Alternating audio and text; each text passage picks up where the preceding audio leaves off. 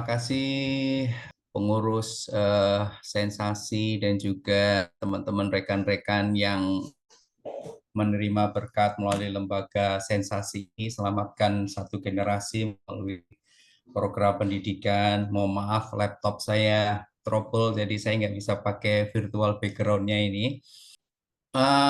Tema kita pada sore hari ini sangat luar biasa, membangun kedewasaan emosi. Ya, kalau saya lihat virtual background sensasi ini sangat luar biasa ya. Orang-orang yang sedang mengejar kesempurnaan, mengejar pursue excellent. Excellent itu ya sesuatu yang luar biasa, excellent, excellency, Anda menjadi champion dan sebagainya. Tetapi tidak jarang kemudian ketika kita mengejar excellency, kemudian kita ingin menjadi champion, itu justru terhalang oleh karena emosi-emosi yang tidak sehat, emosi-emosi yang mengganggu. Nah, nanti kita ada 4 sesi sebetulnya yang kita akan ketemu. Di sesi-sesi yang lain kita akan membahas apa itu kemudian emosi yang tidak sehat, emosi yang salah gitu ya.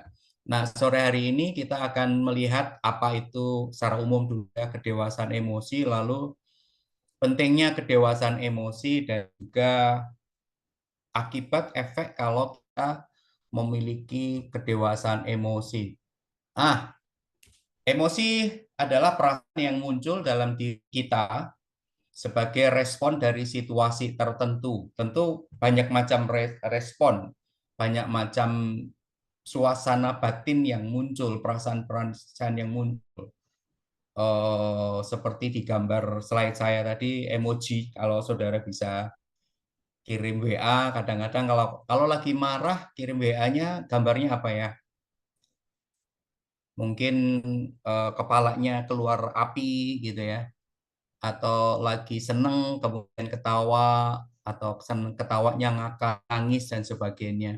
Nah, adalah karena reaksi. Jadi perasaan yang muncul karena respon kita. Respon kita itu alami sebetulnya karena situasi tertentu yang terjadi, bisa kaget, bisa marah, bisa takut, bisa sedih, tetapi juga bisa excited, bisa semangat dan sebagainya. Nah, banyak faktor yang bisa memicu keluarnya emosi, mulai dari pengalaman, dan atau pengalaman bisa baik, bisa tidak baik, dan itu memicu respon perasaan kita. Ada suatu saat Anda begitu yakin luar biasa sehingga Anda itu tadi excited, bersemangat, sikap batin, kemudian sikap-sikap yang kemudian menyenangkan, atau sikap yang tentu bisa juga kadang-kadang mengagetkan kita, mengejutkan. Interaksi kita dengan banyak orang, situasi, kemudian lingkungan kita yang bisa-bisa menyenangkan, bisa juga mengagetkan kita, mengejutkan kita. Nah, emosi kita keluar melalui bahasa tubuh. Saya nggak tahu, kadang-kadang ada orang yang teriak, ada orang yang lompat, atau kalau suatu saat Anda ternyata pernah koprol tiba-tiba karena sebagai reaksi lingkungan, interaksi, atau lama tidak ketemu dengan teman, sohib saudara, tiba-tiba dia ada di depan kita dan saya lihat video-video seperti itu, ada bisa menangis, melompat, tapi ada juga orang yang saking kagetnya seperti tidak bisa ngomong apa-apa, dia hanya tertegun, diam, dan hanya melotot. Bisa wajah kita mengkerut, cemberut, senang, happy, merah, sukacita, suara yang... Nah, ini bisa bermacam-macam situasinya. Nah, dalam perkembangan dunia psikologi tahun 90-an dikemparkan oleh sebuah penemuan yang kemudian ini merubah paradigma banyak orang. Ada Daniel Goldman, dia kemudian memunculkan satu konsep namanya emotional intelligence atau EQ, yang dia berkata begini, orang yang memiliki kecerdasan secara emosional punya peluang keberhasilan jauh lebih besar daripada atau dari sekedar kecerdasan intelijensia biasa. Eh, saya nggak tahu apakah saudara pernah tes IQ, dan mungkin baik, mungkin luar biasa IQ-nya di atas rata-rata. Mungkin ada di antara kita yang dalam sensi ini sedang mengejar tadi excellent, sedang mengejar menjadi champion, lalu kita coba tes IQ kita. Itu baik. Tetapi ada satu yang penting yang tidak boleh dilupakan adalah emotional intelligence. Karena ada banyak orang yang pandai luar biasa, tetapi emosinya tidak dewasa, emosinya tidak pandai mengelola emosi-emosinya. Dan itu mengganggu. Jadi pada saat itulah orang kemudian sadar sejak tahun 90-an itu bahwa emosi manusia merupakan sebuah faktor yang penting yang selama ini diabaikan. Kesehatan atau kedewasaan rohani, spiritual, dan kedewasaan emosional tidak terpisahkan. Ini seperti dua sisi mata uang. Adalah tidak mungkin saya dan Anda menjadi seorang Kristen untuk menjadi matang secara rohani, dewasa kita ya. Orang Kristen dewasa itu seperti apa ya? Mungkin buah-buah roh muncul, kata-kata yang baik, yang menyemangati, perbuatannya, karakternya, dan sebagainya. Tetapi tidak mungkin ia tidak matang secara emosional. Ada dua hal utama kalau kita membahas tentang kecerdasan emosional, yaitu dia mengenali, tetapi juga ini yang penting, mengelola. Mengelola. Seringkali kita perlu belajar dengan kita sedang dalam topik soft skill ya. Soft skill, meskipun saya pikir wah ini bukan sebetulnya, ini skill yang penting, ini skill yang sangat perlu, bukan mungkin hard ini ya. Mungkin hard skill kita perlu belajar dari waktu ke waktu. Nah, ketika saya membaca tentang kecerdasan emosi Daniel Goleman, ada 5 hal dia berkata gini. Satu, ia punya kemampuan untuk bisa mengenali emosi dirinya sendiri. Coba di sini pause sebentar. Saudara pikirkan, kira-kira emosi Anda itu yang paling kuat apa? Emosi yang ada pada kita itu yang seringkali muncul dalam situasi-situasi tertentu itu apa?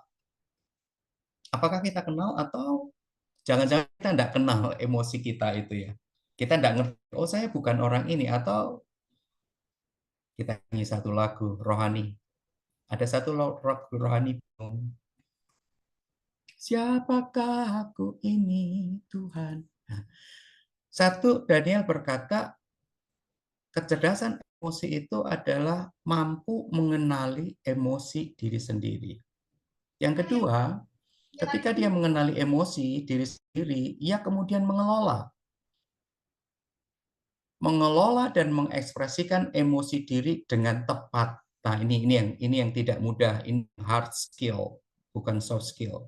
Ia mengelola kemarahan, ia mengelola kesedihan, ia mengelola ketakutan, ia mengelola kecemasan, ia mengelola rasa salah dan sebagainya, tapi mengekspresikan emosi itu dengan tepat.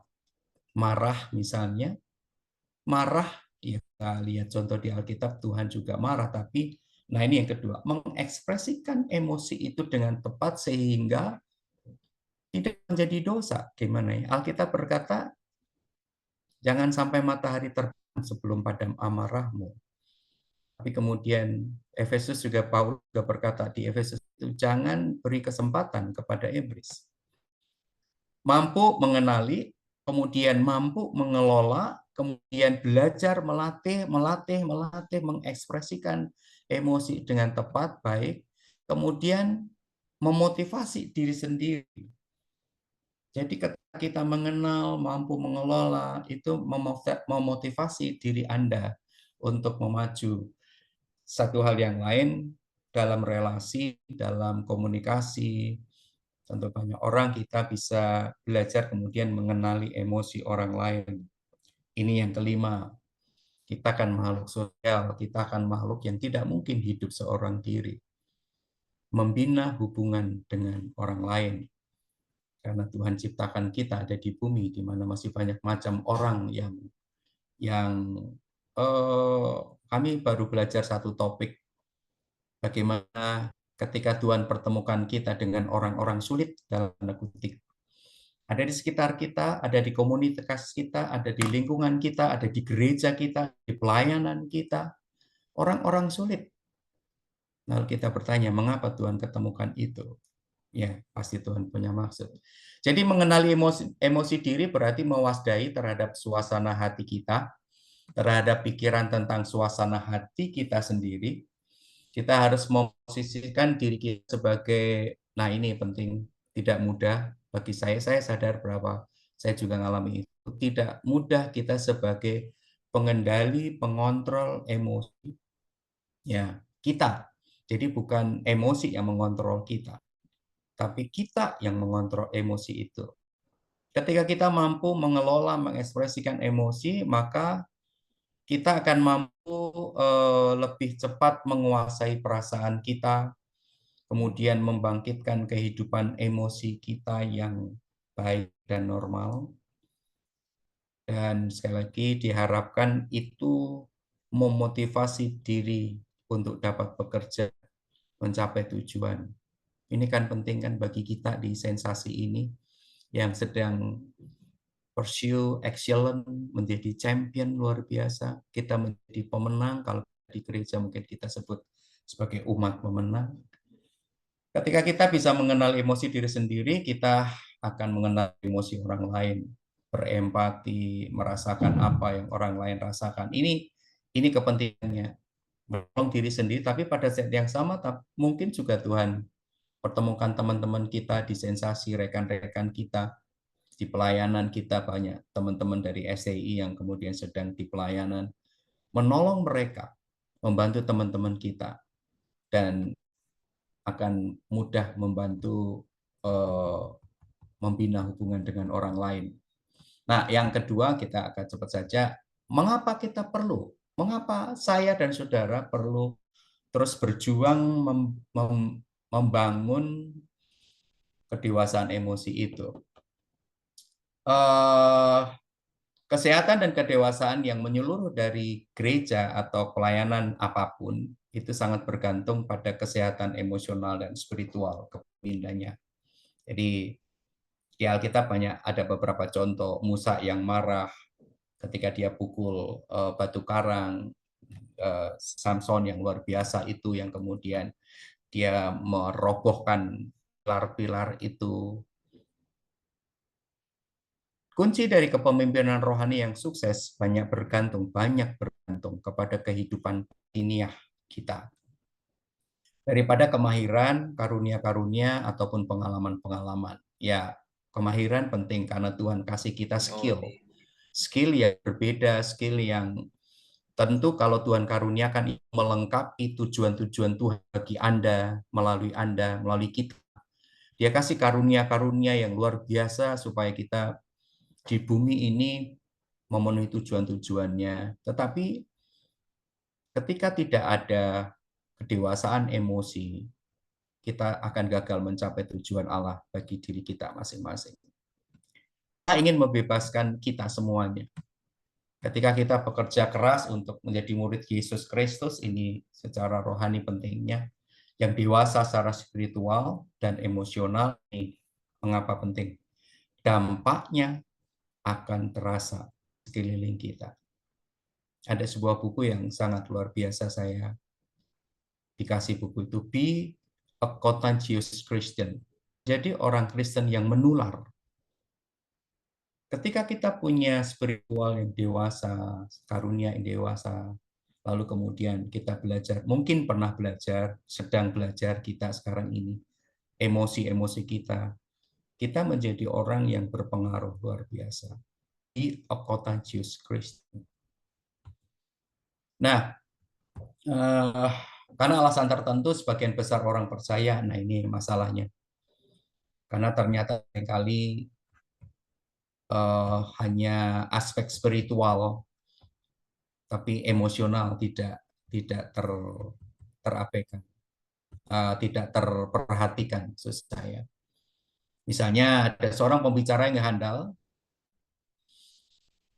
di masyarakat, tetapi ini menjadi pasangan atau orang tua yang tanpa kasih di rumah menjadi monster di rumah. Kita bisa menjabat sebagai seorang anggota di majelis gereja, pendeta seperti saya, menjadi orang yang tetapi di satu menjadi orang yang tidak bersedia diajar, sombong, merasa tidak aman ketika dikoreksi, dikasih masukan, kemudian menjadi defensif.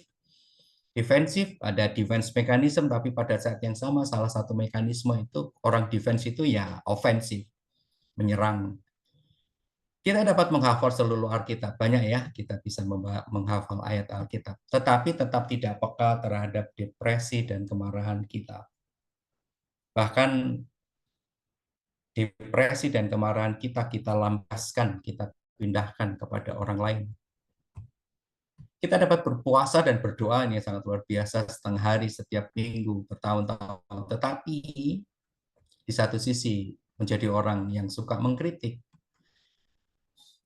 Ya, kita dapat memimpin ratusan orang dalam sebuah pelayanan, tetapi didorong oleh kebutuhan pribadi yang mendalam untuk mengkompensasikan perasaan gagal yang besar, dan kita merasa, enggak, saya enggak boleh, saya enggak mau gagal lagi.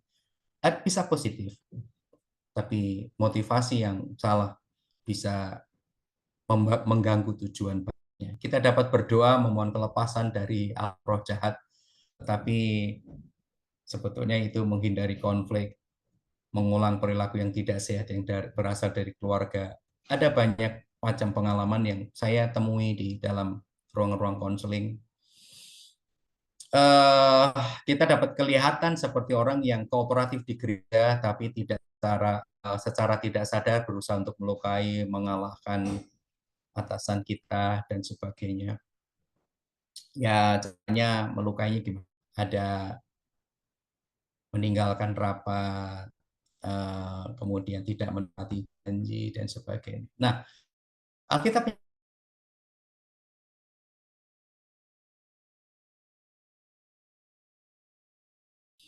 di mana di situ kemudian Allah,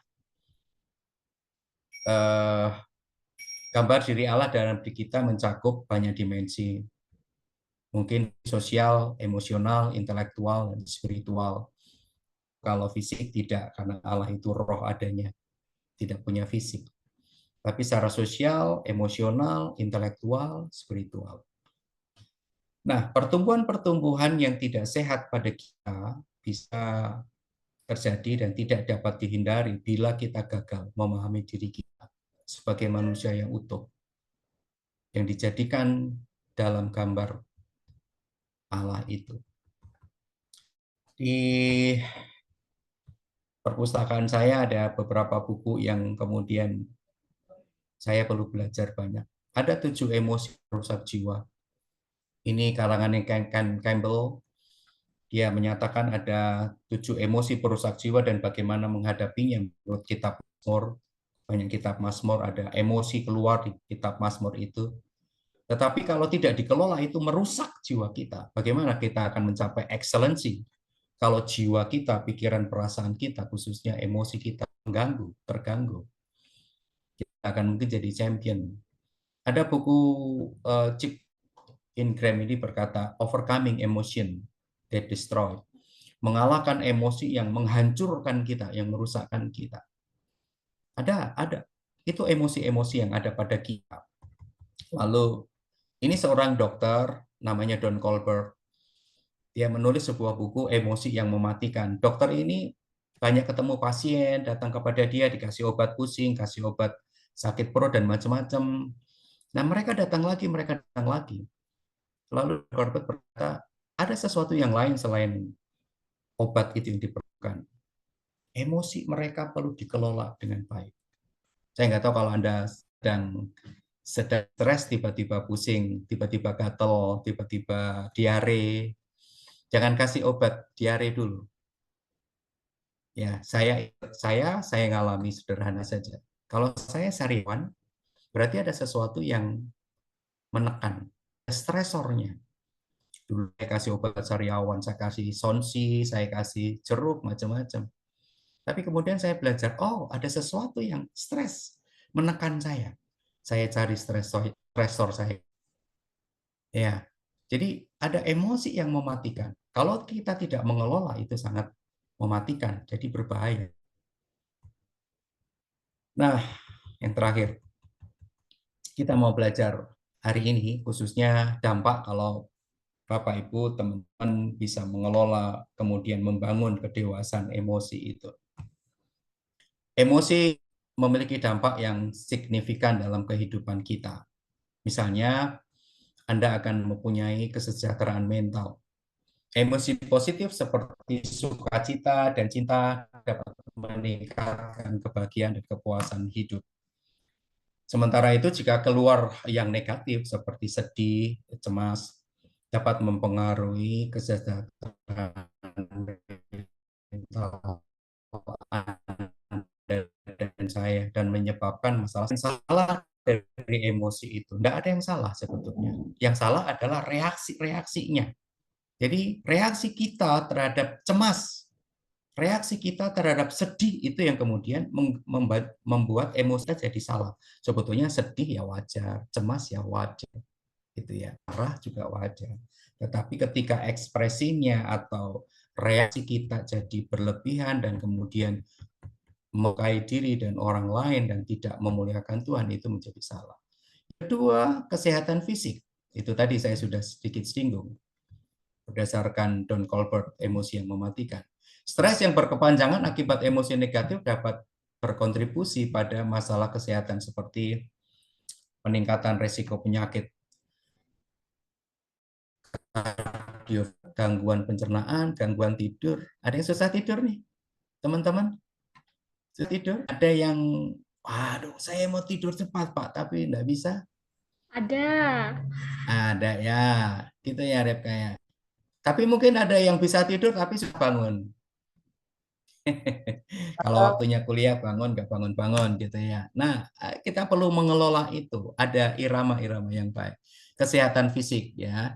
Lalu hubungan sosial. Nah, ini penting ya. Emosi positif seperti kasih sayang, kebahagiaan, dan kegembiraan dapat memperkuat relasi, ikatan sosial, meningkatkan hubungan kita, keintiman satu sama lain, membangun hubungan yang sehat.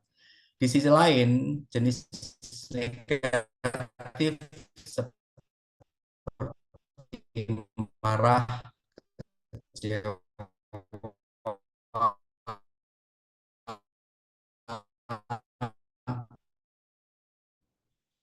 cemburu dapat merusak hubungan emosi dalam mengambil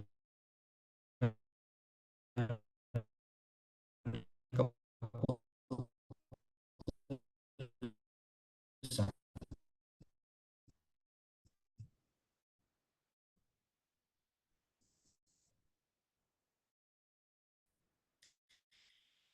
Emosi yang kuat seperti kemarahan tidak tenang ketika pikiran tidak tenang. Jangan ambil keputusan apa-apa karena pasti keputusannya mengelola ketika kita sudah mengambil waktu teduh, mengambil waktu tenang dan sebagainya, baru ambil keputusan. Yang kelima, saya kira bagi Anda dan saya ini penting dalam keluarga sensasi ini, produktivitas dan kinerja. Perasaan yang positif dan memotivasi yang tinggi, motivasi yang tinggi dapat meningkatkan motivasi kita.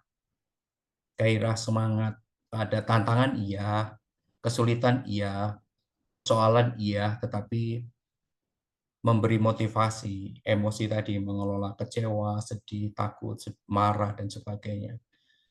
Itu ketika kita mengelola itu meningkatkan motivasi, kreativitas, dan kemudian produktivitas. Sebaliknya, apabila yang muncul negatif, hal ini dapat mengganggu konsentrasi Anda, mengurangi motivasi Anda, dan mempengaruhi kinerja secara keseluruhan. Terakhir, slide terakhir.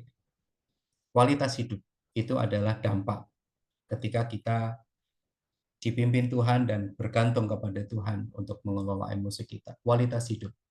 Emosi yang sehat dan positif dapat meningkatkan kepuasan hidup Anda. Bukan bergantung kepada ada atau tidaknya sesuatu.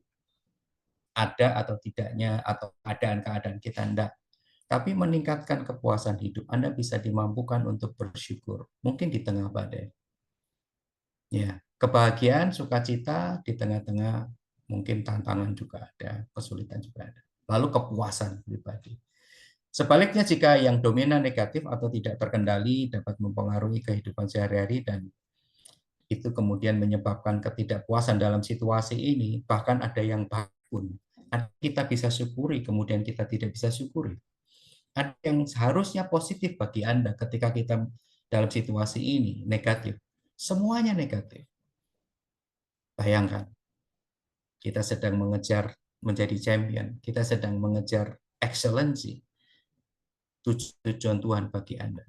Dan di atas semuanya itu, ketika kita memiliki kedewasaan emosi, kita akan bertumbuh menjadi serupa dengan Kristus.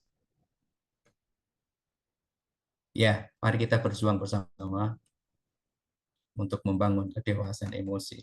Tuhan memberkati kita. Shalom. Oke, baik. Terima kasih Bapak Pendeta Obed atas pemaparan materinya. Baiklah teman-teman, kita mau memberikan apresiasi ya untuk Bapak Pendeta Obed. Teman-teman bisa pencet reaksi di sini, tepuk tangan, atau mungkin love juga untuk Bapak Pendeta Obed. Aku mau love. Oke, terima kasih Bapak. Nah, baiklah teman-teman, di sini bersyukur ya kita sudah belajar sedikit tentang membangun kedewasaan emosi. Bagaimana kita memahami kedewasaan emosi, kemudian pentingnya kedewasaan emosi, dan juga dampak dari kedewasaan emosi.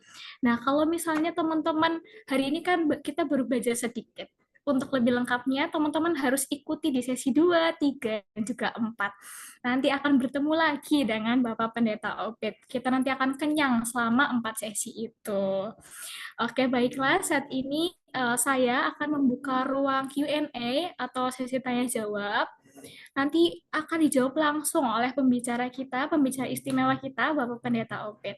Jadi teman-teman yang mempunyai pertanyaan seputar pemaparan materi tadi, bisa langsung raise hand saja, kemudian open mic, atau bisa juga melalui room chat, kalau misalnya masih malu-malu. Baik, saat ini saya tunggu. Ada pertanyaan, Kakak? Oke, baik. Aceh Wanimbo. Silahkan Kak Aceh. Terima kasih atas kesempatan. Terima kasih juga kepada Bapak Pendeta yang sudah memberikan materi pada hari ini. Yang menjadi pertanyaan buat saya pada hari ini, itu hanya satu pertanyaan, yaitu apa tujuh emosi perusak jiwa?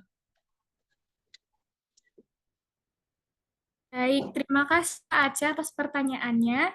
Jadi Bapak Obed, pertanyaan dari Kak Aceh ini tadi, apa 7 emosi perusak jiwa? Mungkin Kak Aceh ini penasaran begitu ya dengan buku yang Pak Obed spill-spill ke kita. Boleh Ya, langsung Bapak?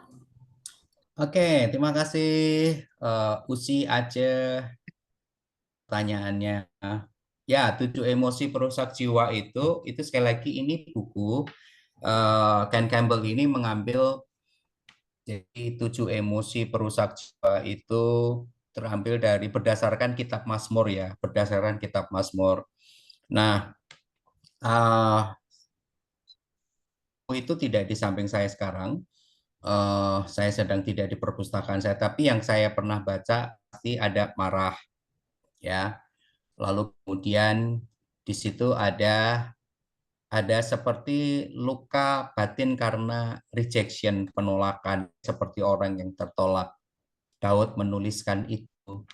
Dia berkata begini, ayah ibuku tinggalkan aku. Itu kata yang menarik yang ditulis oleh Daud.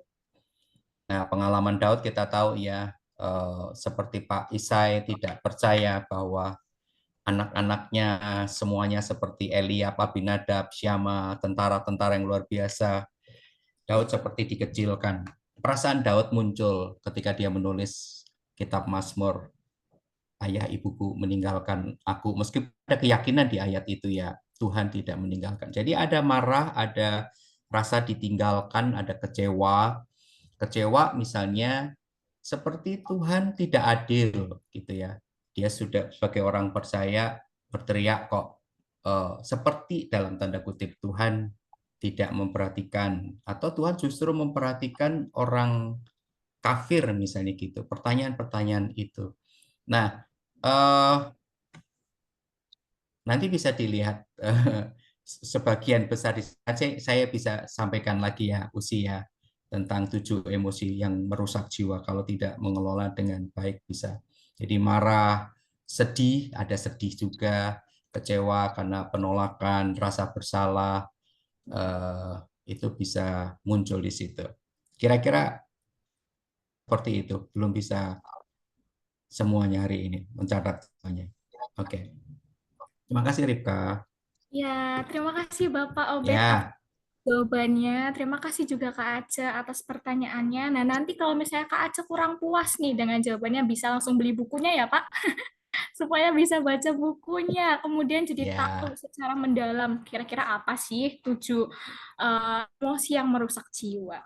Kemudian tadi saya melihat ada yang raise hand lagi, Kak Delvrita dari STTII Jakarta. Apakah masih berniat untuk bertanya? Ya, siap, Kak. Oh ya, silakan Kak. Shalom, Pendeta Obed. Shalom, Ya, Bu saya tertarik Delvina Devrita. Delvrita, Pak. Ya. Saya tertarik dengan itu karena saya dalam mengalami itu, Pak. Gangguan tidur. Jadi saya itu punya insomnia yang salah ya, tapi belakangan ini enggak, hanya terganggu saja. Kalau saya itu nggak selesai mengerjakan sesuatu, Pak, saya itu nggak bisa tidur gitu. Jadi kan ada PR, ada tugas-tugas yang menumpuk, saya itu bisa lembur dan akhirnya bisa besoknya bisa kepala sakit gitu. Nah, kita kan sedang belajar bagaimana manajemen gitu ya Pak ya. Bolehkah dikasih Pak kiat-kiatnya untuk bisa menyelesaikan masalah itu Pak? Terima kasih. Ya, terima kasih Bu Delvrita atas pertanyaannya. Mungkin ini banyak di antara kita yang sedang alami, Bu. Tidak hanya Ibu sendiri.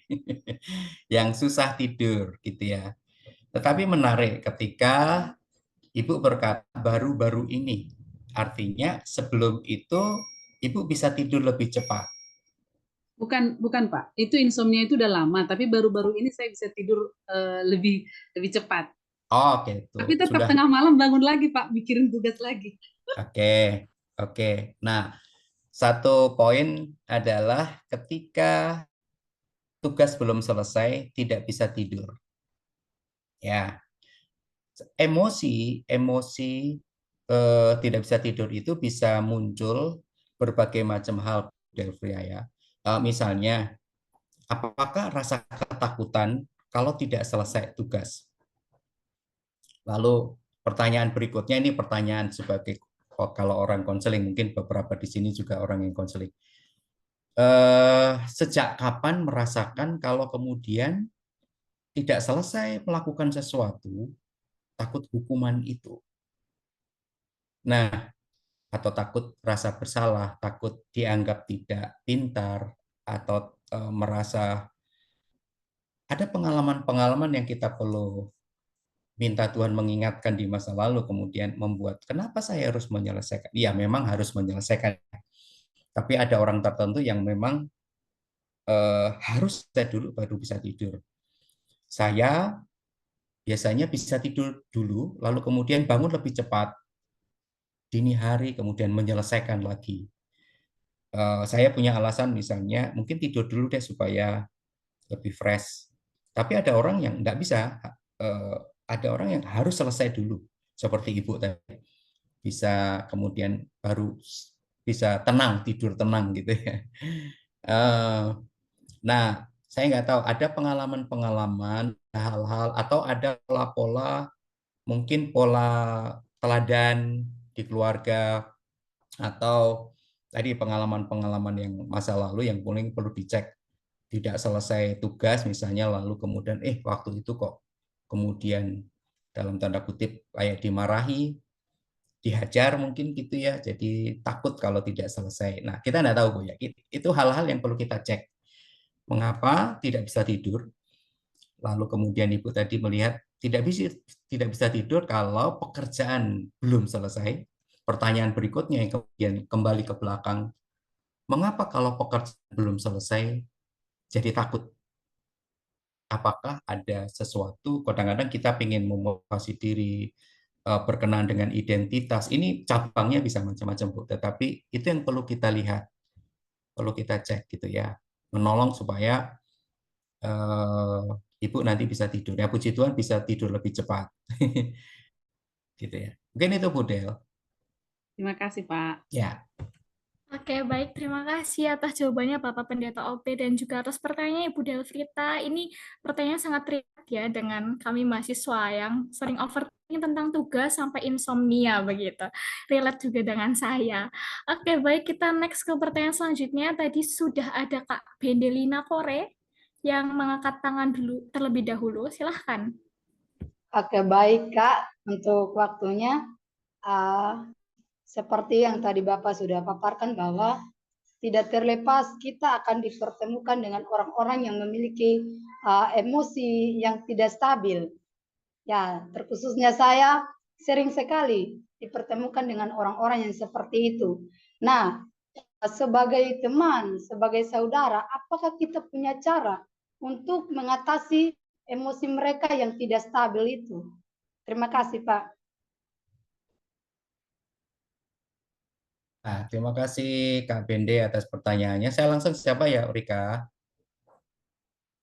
Oke, jadi kalau Tuhan pertemukan orang-orang yang ada di sekitar Kak Bende, orang-orang yang punya emosi yang tidak stabil, lalu apakah kita gitu ya?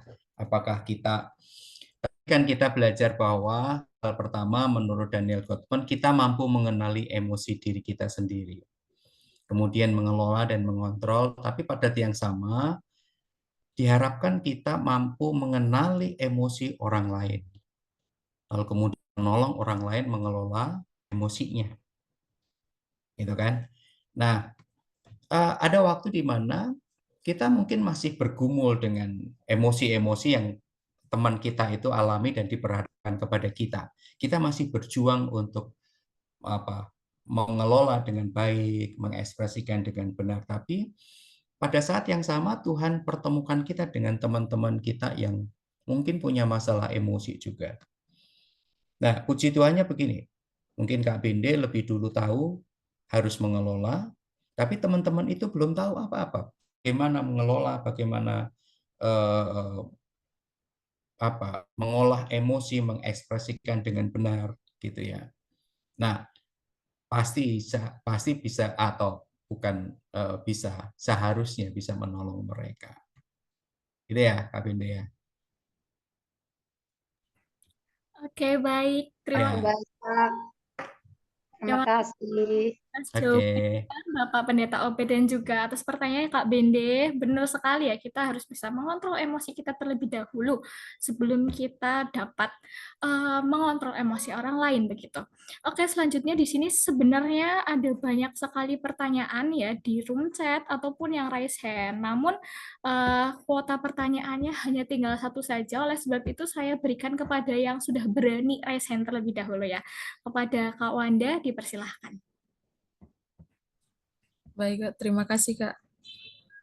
Salam Pak Pendeta Obed. Saya Wanda dari STTI Kupang. Ya.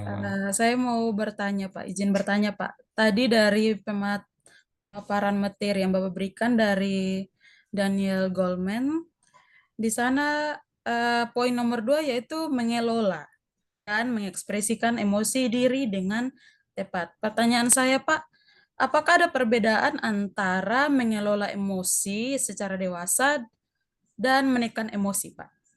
Pertanyaan saya, Pak. Terima kasih, Pak. Sorry, mengelola emosi dan menekan emosi. Menekan. Ya. Oke, menekan. Nah, baik. Ya. Nah, ini yang berbeda mungkin saya panggil apa? Usi atau Mbak? Nona. Oke. Nona ya, Nona. Oke. Jadi mengelola emosi berbeda dengan menekan emosi. Tetapi mengelola bisa bukan menekan, tetapi kita kan satu buah roh kan mengontrol, mengelola emosi, mengendalikan diri kita. Artinya kita bisa mengekspresikan pada waktu yang tepat dengan cara yang tepat. Kalau kita tidak punya kemampuan untuk mengekspresikan dengan cara yang tepat dan waktu yang tepat, itu yang kemudian menjadi emosi negatif. Nah, kita perlu berlatih begitu. Waktu misalnya Nona Wanda lagi emosi nih, ketemu dengan, semoga Pak dosennya nggak ada di sini, Pak Denny misalnya, lagi marah gitu Pak Denny. Kemudian, nah mungkin bisa menahan dalam waktu begini. Kadang-kadang ada orang, seringkali kita perlu berbicara dalam situasi yang lebih baik, situasi yang lebih tenang, mengekspresikan seperti itu ya. Jadi, tetapi juga kita bisa mengelolanya begini. Anda bisa berdoa kepada Tuhan, Tuhan saya marah, Tuhan saya sakit hati. Ketika dia lakukan ini, dia ngomong ini. Nah, itu ekspresikan kepada Tuhan. Tapi kemudian minta hikmat Tuhan untuk mengekspresikan kemudian dengan kepada orang yang membuat Anda marah. Ya, mungkin orang itu tidak bermaksud membuat Anda marah, tetapi apa yang dilakukan secara tidak langsung membuat Nona Wanda marah, gitu, atau kecewa atau sedih. Mungkin dia nggak rasa bersalah juga karena dia tidak punya maksud apa-apa. Nah, tetapi emosi kita harus mungkin, nah, ketika waktu yang baik kemudian kita bisa konfirmasi, kamu ngomong itu apa sih maksudnya? Kamu ngomong itu seperti itu. Mengelolanya seperti itu. Jadi menahan itu bahayanya begini, kalau kita menekan, kalau dalam dunia konseling kita repress perasaan-perasaan kita, marah, repress, marah, repress, marah, repress. Bahayanya adalah one day, suatu hari, yang kita tekan itu kemudian meledak, itu lebih berbahaya. Tetapi mengelola gini, ya saya marah. Saya lagi sedih, saya lagi kecewa. Anda tahu Anda sedang marah. Anda tahu Anda sedang kecewa. Tapi kemudian bagaimana mengekspresikannya kita belat tadi dengan cara yang tepat, di waktu yang tepat. Mungkin itu, Nona Wanda. God bless you. Saya dikirim CI nanti ya.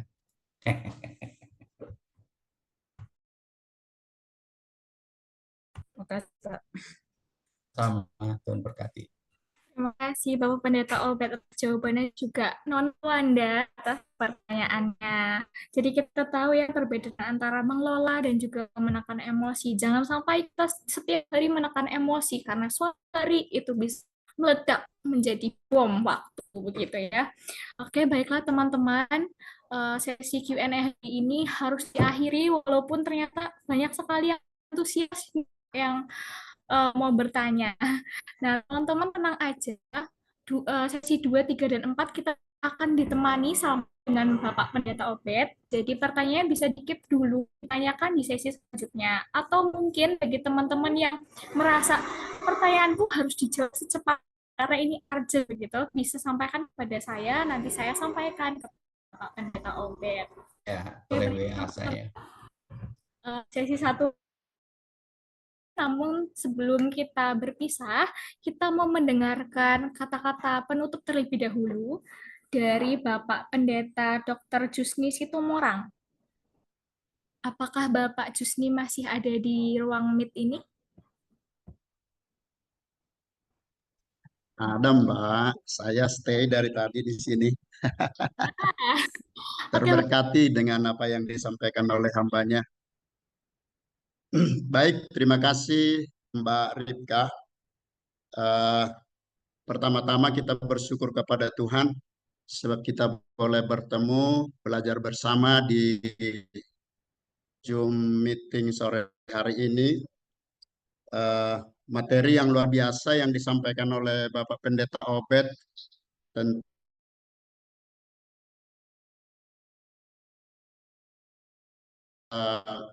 saya pikir ini adalah melengkapi kita semua secara khusus para mahasiswa yang kami kasihi. Izin mewakili Ibu Melinda menyampaikan terima kasih banyak kepada Bapak Pendeta Obed Rubianto sebagai pemateri kita sore hari ini. Dan waktu ke depan juga beliau akan juga sebagai narasumber tentu akan memberkati kita bersama-sama.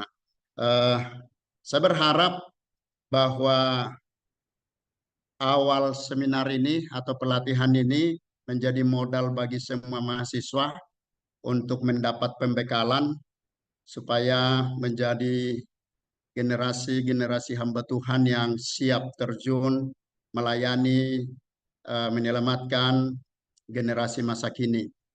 Maka saya melalui Yayasan Obor Emas Indonesia berharap semua mahasiswa yang mengikuti ini tentu antusias dengan semangat tinggi untuk mengikuti semua program dari sensasi ini. Terima kasih banyak kepada Bapak Pendeta Obed dengan tema yang sangat luar biasa, membangun kedewasaan emosi. Luar biasa. Terima kasih buat Mbak Ripka yang dengan luar biasa juga telah memandu kita dalam seminar atau pelatihan hari ini. Bang Forni yang sudah mendesain acara kita ini, terima kasih Bang Forni, sudah luar biasa. Dan saya yakin pelatihan-pelatihan ke depan akan terus memberkati. Saya menyapa beberapa rekan di sini yang biasa ada di Zoom ini. Ada Ibu Herlina dari Ukrim. Terima kasih Bu Herlina, tetap setia untuk program sensasi mendampingi para mahasiswa kita. Ya, Kemudian juga terima Ibu kasih Pak Lampiur Yusni. dari ST Medan. Terima kasih Bu, Ibu Lampiur dari ST Medan juga selalu setia, selalu hadir di sini untuk untuk bersama-sama kita diberkati lewat program sensasi ini. Kita doakan Ibu Melinda supaya senantiasa sehat, diberkati Tuhan, makin dipakai Tuhan untuk berkat bagi Indonesia, bagi bangsa-bangsa. Saya ingin menyapa beberapa STT ya. Saya tidak bisa sebut satu persatu mungkin, tapi kalau ada yang tidak tersebutkan mohon maaf. Saya lihat STT Kupang sangat antusias sore hari ini. Menyala ST Kupang. Menyala Bapak. STT Yogyakarta menyala ya. Kemudian Ukrim lebih menyala lagi nih Ukrim. Menyala Baru Pak, ada Ukrim. ST Medan. Menyala, Ada Pak. ya, ada ST Batam, ada Ambon ada ya Ambon ya. Pak, menyala Ambon Pak. ada ya. Saya tidak melihat. Mungkin ada dari Nias dan Papua. Ambon Pak, Ambon. Halo. STT Ambon Pak.